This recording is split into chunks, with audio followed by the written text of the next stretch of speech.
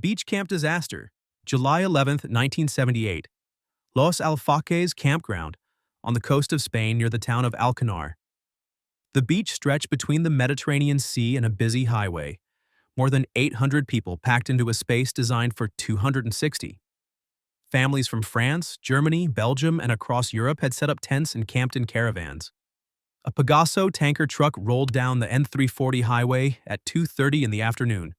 The driver, Francisco Imbernon Villena, had loaded 23 tons of propylene gas at a refinery.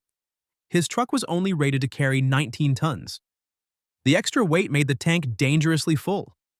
Propylene is a liquid under pressure but turns into explosive gas when released. The afternoon heat made the liquid expand inside the tank. The tank had no safety valve to release pressure. As Villena drove past the campground, the metal container strained against the building force inside. The tank split open. A massive white cloud of propylene gas poured out across the highway and drifted toward the beach. The gas was heavier than air and rolled along the ground like fog. Someone near a small building called a discotheque lit a cigarette. The tiny flame touched the gas cloud. The entire area erupted in a fireball. Temperatures instantly shot above 2,000 degrees. The blast was so powerful it created what engineers call a bleave, a boiling liquid expanding vapor explosion. A wall of fire 180 meters wide swept across the campground in seconds. Tents melted, caravans exploded, metal twisted. The discotheque building collapsed with people inside. Anyone caught in the open died instantly. The explosion was heard for miles. Emergency crews arrived to find complete destruction. Over 215 people were dead. More than 300 others had severe burns covering their bodies. The campground looked like a bomb had hit it. Investigators found the truck had been overloaded at the refinery. The tank was corroded from carrying ammonia in previous trips. Villena had chosen this route to avoid paying highway tolls. 6 refinery employees got light prison sentences. The companies involved paid over 13 million euros to victims. Spain immediately banned trucks carrying hazardous materials from driving through populated areas during daylight. 7 bodies were so badly burned they could never be identified. They remain buried in the town of Tortosa as unknown tourists who came on vacation and never went home. Girl camp tragedy, June 13, 1977. Camp Scott in Mays County, Oklahoma. 3 girls arrived for their first night at Girl Scout camp. 8-year-old Lori Lee Farmer, 9-year-old Michelle Heather Goose, and 10-year-old Doris Denise Milner were assigned to tent number 8. The tent sat furthest from the counselors, separated from the main camp area. Earlier that spring, someone had broken into a camp building. Staff found a note with disturbing threats. Camp director brushed it off as a prank. The girls settled into their sleeping bags, excited for the week ahead. Counselor Carla Wilhite heard strange moaning sounds around. 1:30 in the morning, she got up and walked through the camp area but saw nothing unusual. She went back to her tent. At 6:00 that morning, a counselor walking to the showers spotted a sleeping bag near the trail. Something looked wrong. She got closer and found the bodies of all 3 girls. They had been taken from tent 8 during the night. Medical examiners determined they had been raped, beaten with a blunt object, and strangled. Police arrested Jean Leroy Hart 10 months later. Hart was a Cherokee man who had escaped from prison where he was serving time for previous rape convictions. Authorities found him hiding in the woods not far from the camp. The evidence seemed strong, but the trial ended in acquittal. Lake Bodom killer, June 5, 1960. The shores of Lake Bodom near Espoo, Finland. 4 teenagers set up a tent for a night of camping. 15-year-olds Mila Ermeli Bjorklund and Anya Tuliki Maki were there with 18-year-olds Seppo Boisman and Niels Gustafsson. They had food and drinks. The weather was perfect. The lake was calm. They settled in for the night. Between 4 and 6 in the morning, someone attacked the tent from outside. The attacker used a knife and a blunt object like a rock. Bjorklund was found partially undressed on top of the collapsed tent. She had the most wounds, including stab marks made after she was already dead. Maki and Boisman died inside the tent from being bludgeoned and stabbed. Gustafsson survived. He was found outside the tent with facial fractures and stab wounds. He remembered a figure dressed in black with what looked like red eyes. Birdwatchers saw the collapsed tent around 6:00 in the morning. They spotted a blond man walking quickly away from the scene. A carpenter named Esko Johansson found the bodies at 11 How and called the police. Investigators found strange details. The killer never entered the tent. Someone had hidden the victim's shoes 500 meters away in the woods. The shoes had blood from all three dead victims, but none from Gustafsson. Police investigated several suspects. A kiosk owner named Carl Valdemar Gilstrom was known for hating campers. He allegedly confessed to someone before drowning in 1969. Another man named Hans Assmann had a suspicious alibi and was seen with bloody clothes shortly after. In 2004, police arrested Gustafsson himself, claiming a drunken fight led to the murders. DNA on his shoes matched the victims. The trial in 2005 ended in acquittal due to lack of solid proof. Dyatlov Pass Mystery, February 1, 1959. Kolat-Syakhl Mountain in the northern Ural range of Soviet Russia. The name means dead mountain in the local language. 9 experienced hikers from the Ural Polytechnical Institute started an expedition to reach Otterton Mountain. All of them had Grade 2 hiking certification and wanted to earn Grade 3 status. The group included 10 people. The 10th member got sick early and turned back. The remaining 9 pressed forward into the mountains. On February 1st, a blizzard hit with temperatures dropping to negative 46 degrees Celsius. The group pitched their tent on the mountain slope. That night, something made them slash, open their tent from the inside and run out into the blizzard. They fled wearing only underwear or socks, no boots, no coats. Footprints in the snow led 1.5 kilometers downhill to a cedar tree. Investigators found 2 of them frozen by a small fire, both in underwear. Tree branches were broken off as high as 5 meters up. 3 more bodies were discovered between the tree and the tent, frozen in positions showing they had tried to return to shelter. In May, after the snow melted, search teams found the last 4 bodies buried under 4 meters of snow in a ravine. Some wore clothes taken from the others who had already died.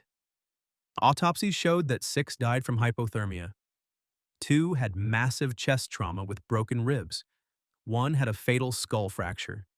A female member was missing her tongue, eyes, and parts of her face. Some had no eyeballs or missing eyebrows. Doctors said these injuries came from natural decomposition in the stream water where they lay. Investigators found no signs of a struggle or outside attack. Small amounts of radiation were detected on some clothing. The 1959 Soviet investigation concluded that a compelling natural force caused the deaths. The case was reopened in 2019. Russian authorities announced in 2020 that an avalanche had killed the hikers. The poor choice of campsite and severe weather created the deadly conditions. The Dingo Incident, August 17, 1980. A campground near Uluru, also called Ayers Rock, in the Australian outback. The Chamberlain family set up their tent for the night. Parents Michael and Lindy had their 9-week-old baby girl Azaria sleeping in the tent. Lindy left briefly to check on their other children. She heard a cry and rushed back. The tent flap was open. Azaria was gone. Lindy saw Dingo, a type of wild dog, near the tent. She screamed that a dingo had taken her baby. Initial police investigation dismissed her story. Authorities did not believe a dingo would attack a human baby. Public opinion turned against Lindy. Media coverage became obsessive. In 1982, Lindy was convicted of murdering her own daughter. The case was called Australia's Trial of the Century. She went to prison while maintaining her innocence. In 1986, a tourist found a small jacket near dingo dens in the area. The jacket belonged to Azaria. It had tears consistent with animal teeth. New evidence showed bite marks. Lindy was released from prison and exonerated in 1988. A coroner's inquest in 2012 officially confirmed that a dingo attack caused Azaria's death. The case completely changed how Australians viewed dingo behavior. Parks installed barriers and warning signs at campsites in dingo territory. Guidelines were created for camping safety in areas with wild dingo populations. Lindy Chamberlain spent 3 years in prison for a murder she did not commit because the real killer was a wild animal that was never caught. The flooded bus. July 1987. Near the town of Comfort in the Texas Hill Country. 10 teenagers from Pot O' Gold Christian Camp boarded a bus for a day trip. Heavy rains had been falling for hours. Flash flood warnings were issued across the region. The bus driver attempted to cross a low water crossing over the Guadalupe River. Water was already flowing over the road but did not look deep. The bus made it halfway across before stalling. The engine died. Water started rising around the stopped vehicle. The teenagers realized they were trapped. Water climbed higher against the bus doors. A counselor made the decision to evacuate. The 10 kids formed a human chain holding hands to stay together as they tried to reach the bank. They stepped into the current. The water was waist deep and moving fast. Upstream, a wall of water from the flash flood was rushing toward them. The wave hit the human chain with massive force. Hands were ripped apart, bodies were swept downstream. Kids grabbed for anything, trees, rocks, each other. The current was too strong. All 10 teenagers drowned. Rescue crews worked through the night. They tried to save each other by holding hands in a human chain, but when the wall of water hit, it tore them apart one by one. They found 33 other people who had climbed into trees and survived. They pulled bodies from the water and debris for days. A memorial plaque was installed near the crossing to honor the victims. Texas implemented new flood evacuation protocols for camps and schools. Low water crossings got better warning signs. The tragedy changed how the state handles flash flood emergencies. Weather alerts became more aggressive. The Shenandoah Murders. May 1996. Shenandoah National Park in Virginia. Julianne Williams, 24 years old, and Laura Winans, 26 years old, went camping together on the Appalachian Trail. They set up their tent at a backcountry site. Both women were experienced hikers. The weather was good. The location seemed safe.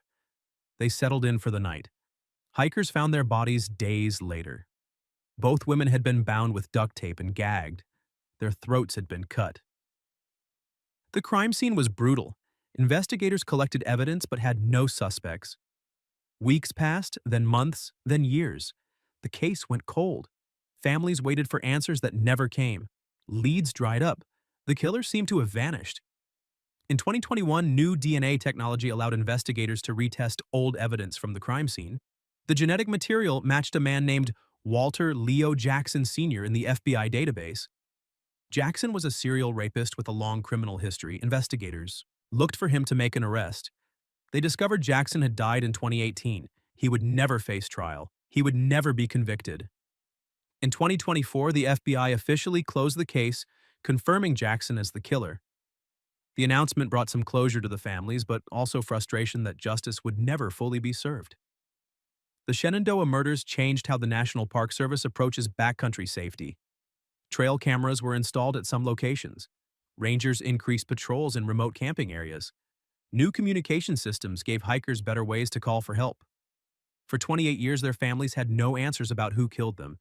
And when the killer was finally identified, he was already dead, never to be punished for his wrongdoings. If you want to see more cases like this, make sure to subscribe to get your weekly dose of prevention before you end up on the next list.